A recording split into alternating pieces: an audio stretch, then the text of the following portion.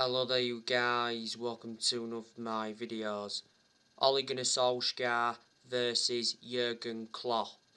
Who will come out on top? Solskjaer has not yet beaten Jurgen Klopp in the Premier League, but Solskjaer has beaten him in the FA Cup. Klopp has beaten Solskjaer in the Premier League.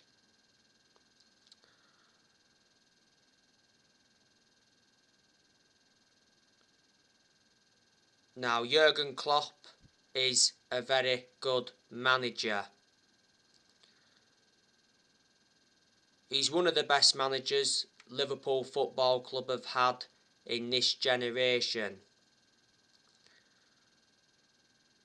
Klopp has been Liverpool manager for like 6.5 years. Liverpool appointed Klopp in 2015. He's got a contract with Liverpool until 2024.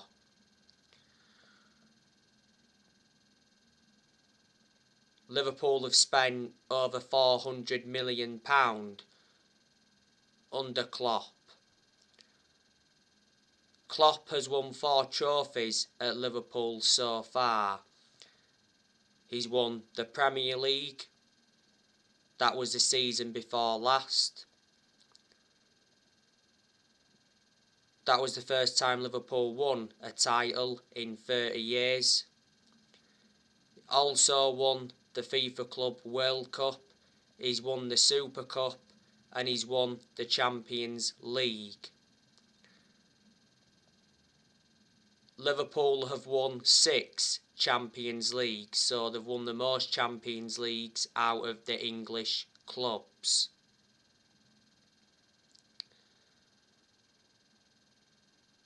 Before Liverpool, Jurgen Klopp was at Borussia Dortmund. He won a few trophies there, and before Borussia Dortmund, he was at Mainz 05.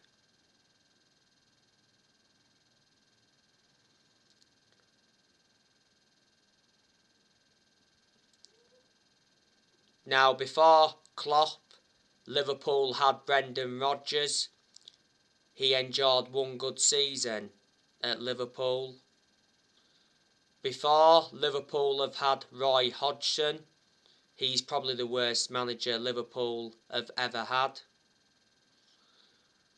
At one point, Liverpool had Kenny Dalglish. He wasn't a good manager, but he was a good player.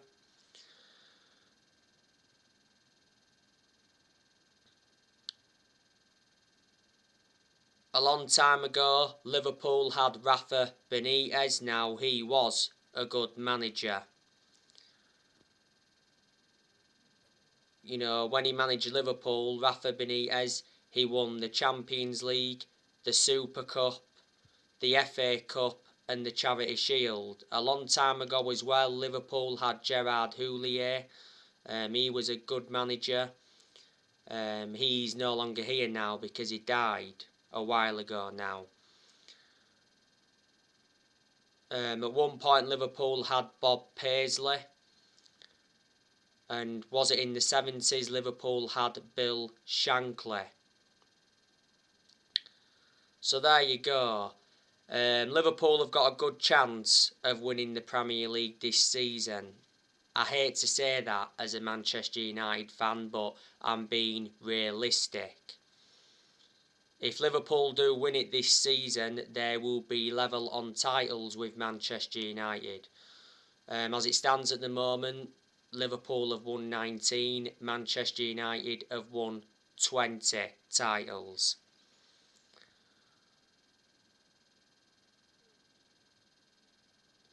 Liverpool are second in the Premier League at the moment. Well, they won their last league game. They beat Watford 5-0 last weekend. They recently had a good win against Atletico Madrid. They've beaten them 3-2.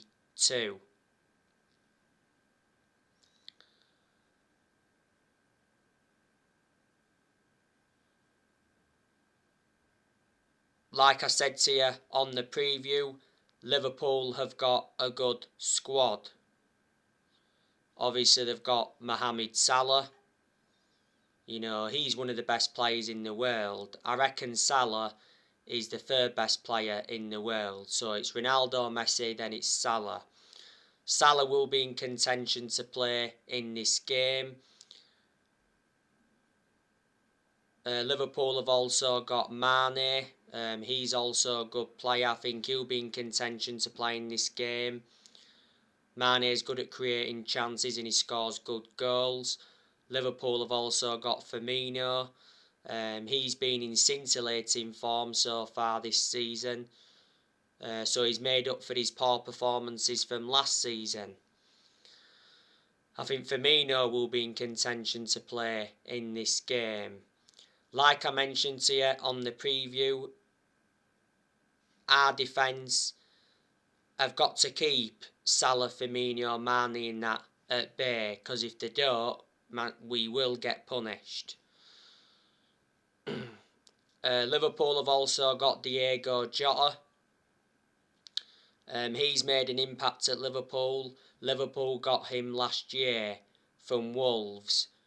Jota was also a good player when he was at Wolves. Last season, Jota was head of Firmino, but obviously now with Firmino being back in form, Firmino's got back in there.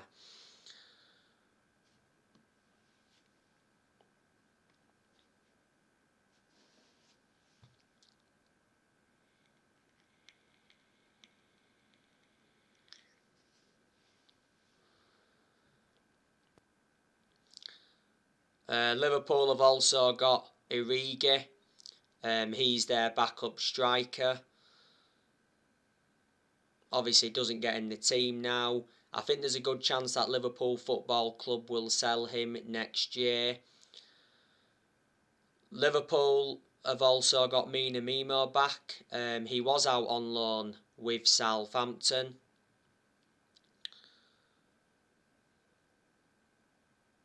Liverpool have got quite a lot of midfielders. Obviously they've got Thiago Alcantara. He's out with injury at the moment. They've also got Jordan Henderson. He's their captain. He's not a world-class player, but he's a decent player. Liverpool have also got James Milner. I'm surprised he's still playing James Milner because he's ageing up.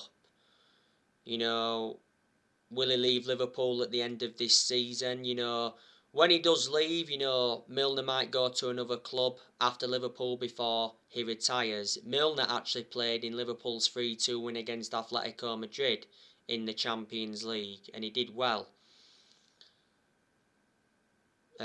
Another one of Liverpool's midfielders is Oxlane Chamberlain. Now, he isn't one of Liverpool's first choice midfielders. He's had some good games at Liverpool, but Chamberlain is injury prone because he's had some bad injuries at Liverpool. Chamberlain also did well when he was at Arsenal. He also did well when he was at Southampton.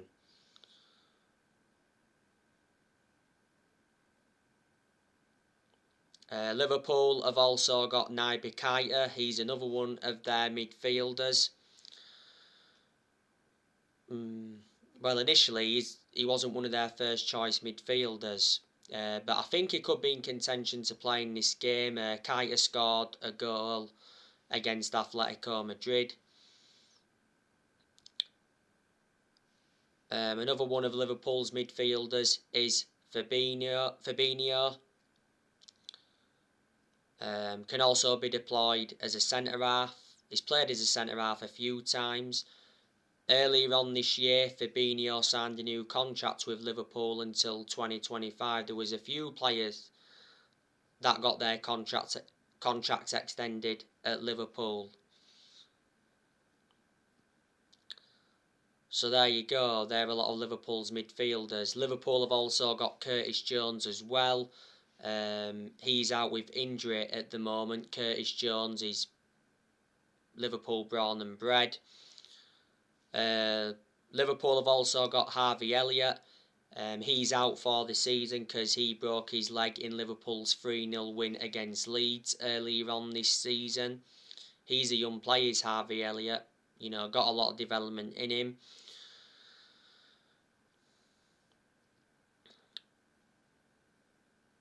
Liverpool have also got Tsimikas. Now, they brought him in last year. He's their backup left back to Andrew Robertson. So Tsimikas will only play when Robertson's not available. Andrew Robertson is Liverpool's first choice left back. He's the best left back in the Premier League. Liverpool got him from Hull. Trent Alexander-Arnold, I'd say he's the best right back in the Premier League. He's been part of Liverpool Football Club for a long time, risen up their academy. Liverpool have also got Kanate. They brought him in the summer transfer window. He was the only signing Liverpool made in the summer transfer window. They got him from RB Leipzig. Like I mentioned, Liverpool have done good business with RB Leipzig. Liverpool have also got Virgil van Dijk, best centre-half in the world. Liverpool paid £75 million for him from Southampton a few years ago. He's the second most expensive centre-half in the world.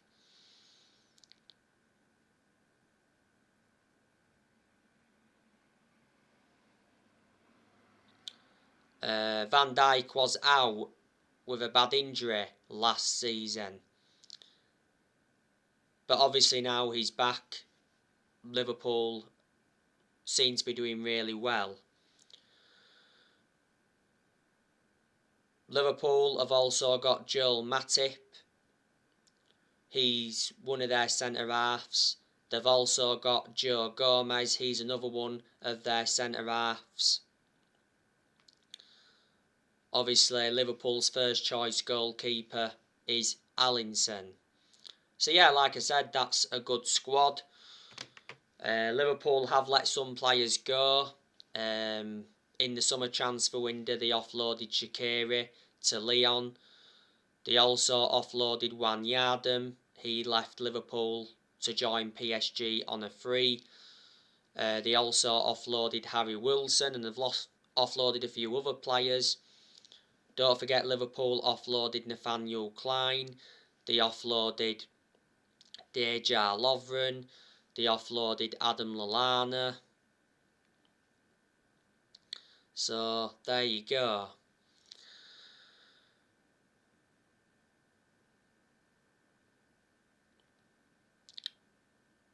Now, Manchester United are coming into this game against Liverpool on the back of a 3-2 win against Atalanta in the Champions League group stage. Manchester United overcame a 2-goal deficit in that game.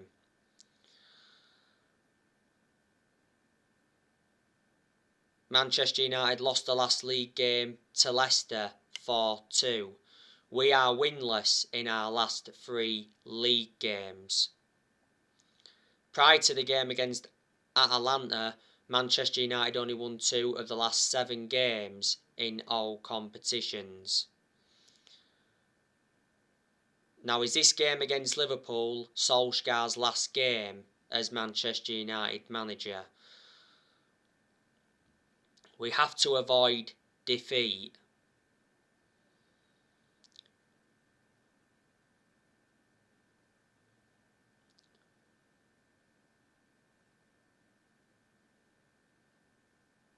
Now, Liverpool beat us in this fixture last season at Old Trafford 4-2. It was the first time Liverpool won at Old Trafford since 2014. We did beat Liverpool in the FA Cup at Old Trafford last season 3-2, and it was a 0-0 draw at Anfield last season.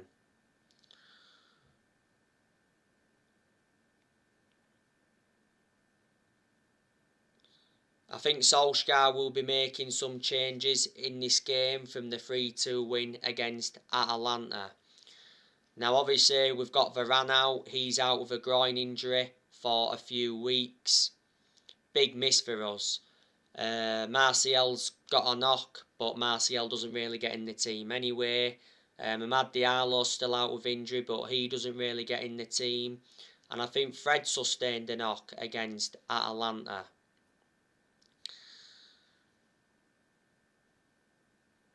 But Manchester United and Liverpool is the biggest game in English football,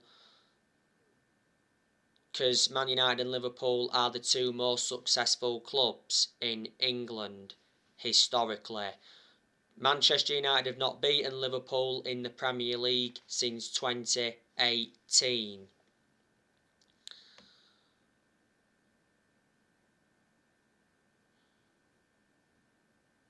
Now, is Manchester United's 3-2 win over Atlanta the turning point for Solskjaer? You know, is this where we can build on that and go on a good winning run?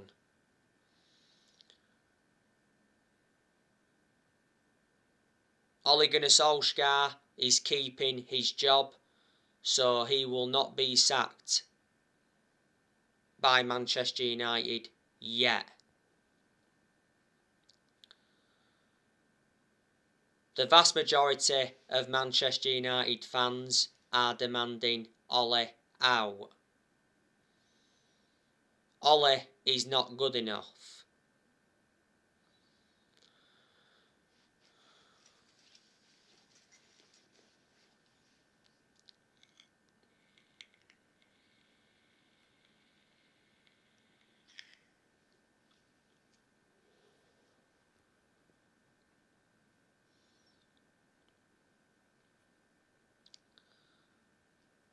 As you all know, there's been talks of Antonio Conte coming in to replace Solskjaer. Well, Conte is the favourite to replace Solskjaer at Manchester United. It recently said that Conte wants a meeting with the Manchester United board. And it's said that Conte is waiting for a call from Manchester United. Conte is available because he left Inter Milan at the end of last season. There's a lot of Manchester United fans that want Conte in.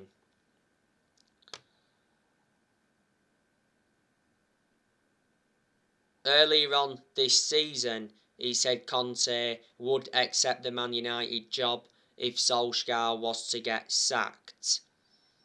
Conte made it clear that he wants a winning project, so reflecting on that, he rejected Arsenal and he rejected Tottenham. Conte has got a good pedigree behind him. He's won a lot of silverware in his home nation. Also, when he was in his first season at Chelsea, he won the Premier League, so he's managing the Premier League before, that's beneficial. But if Conte came to Man United, you know, get us back to that level where we should be, and he'd suit the strappings of the club. You've got some Man United fans that are demanding Zidane in. Well, reports from Spain recently said that Manchester United contacted Zidane. Ronaldo wants Zidane at Manchester United. Ronaldo scored the winning goal against Atalanta, so Ronaldo saved us. He also saved us against Villarreal. Ronaldo has 6 goals in all competitions so far since he re-signed for Man United. Ronaldo did play in the 4-2 defeat to Leicester last weekend, and like I mentioned, for the vast majority of that game he looked anonymous because he wasn't getting enough service. He did have a couple of chances though. Ronaldo tried to storm off in the 4-2 defeat to Leicester, but Solskjaer stopped him. Prior to the Leicester game, Ronaldo informed Solskjaer that he wants to play in every single league game after he was left on the bench in Man United's draw with Everton before the international break. Don't forget Ronaldo got named Premier League Player of the Month for September.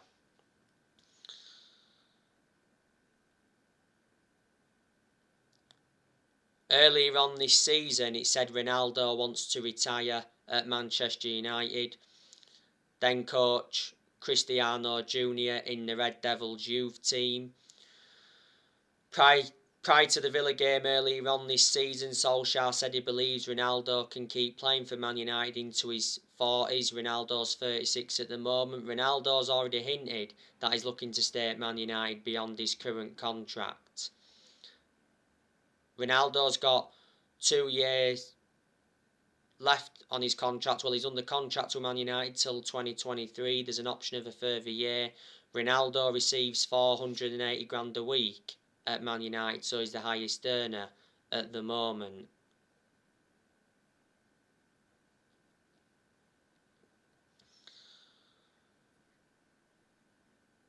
Ronaldo wears the number 7 shirt, and we got Ronaldo for 19.8 million with add-ons included. But yeah, he's the greatest player of all time. He's won 32 major trophies in his playing career, including 5 Ballon d'Ors.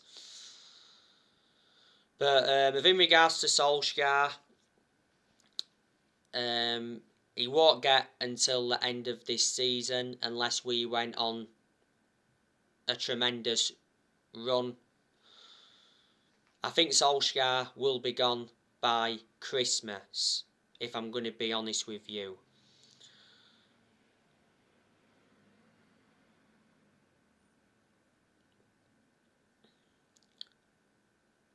You know, Solskjaer is facing a daunting run of fixtures. You know, Liverpool Sunday, next league game after that Tottenham, then next league game after that Man City, and we've got Arsenal and Chelsea coming up soon, and I kind of sure we're going to drop points in those games.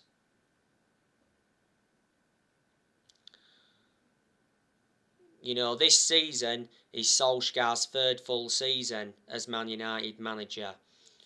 And I did mention at the start of this season that this season was going to be massive for Solskjaer because he's got big expectations to exceed. But like I've said before, I just think the expectations are far too high for Ole Gunnar Solskjaer to exceed, and I just think Solskjaer's in a position that he shouldn't be in.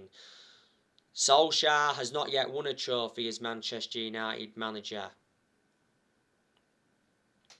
We haven't won a trophy since 2017. That's nowhere near good enough to our standards.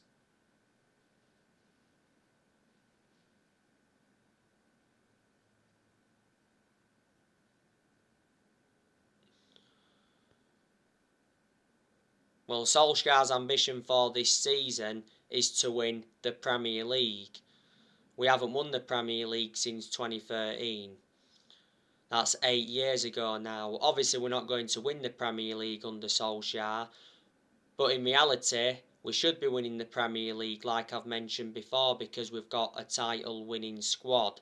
Our squad is worth around 805 million.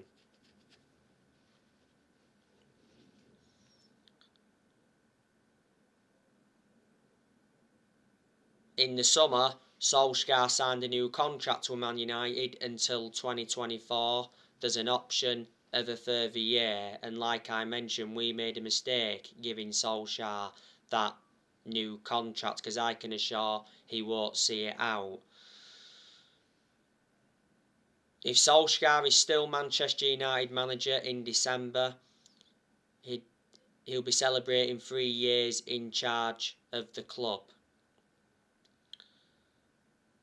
I'm surprised Solskjaer is still Manchester United manager because we've endured very bad periods under him where he's been extremely close to getting sacked, but the reason he's still Manchester United manager is because he's a legend of the club. And like I've said, whatever happens regarding Solskjaer, we'll always adore him. But my concerns about Solskjaer is that he has no proven pedigree as a manager and his decision making concerns me because analysing the vast majority of the games Solskjaer's managed at Man United, he's been tactically naive. So there you go, they're my concerns. But reflecting now on Solskjaer's been Manchester United manager, he's gained some managerial experience and he's learnt a few different things on the job, but there's still plenty of things Solskjaer's got to learn because he's still a young coach. But Solskjaer is out of excuses. Like I've said, we've got a good squad. Manchester United enjoyed a very good summer transfer window this year. We spent around 141 million. We made 4 signings. We brought Tom Heaton in on a free from Villa, brought Sancho in from Dortmund, brought Varane in from Real Madrid, and we re-signed Cristiano Ronaldo after 12 years. Plus, Solskjaer received very good backing in the summer transfer window. John Murtough backed him. Darren Fletcher's backed him, Woodward has also backed Solskjaer, and the Glazers backed Solskjaer, but only because they'd been persuaded to. So there you go, Solskjaer got appointed in as Man United manager in December 2018, he's been permanent Manchester United manager since March 2019. The reason we gave him the job permanently back in March 2019 was reflecting how well he did as the interim manager.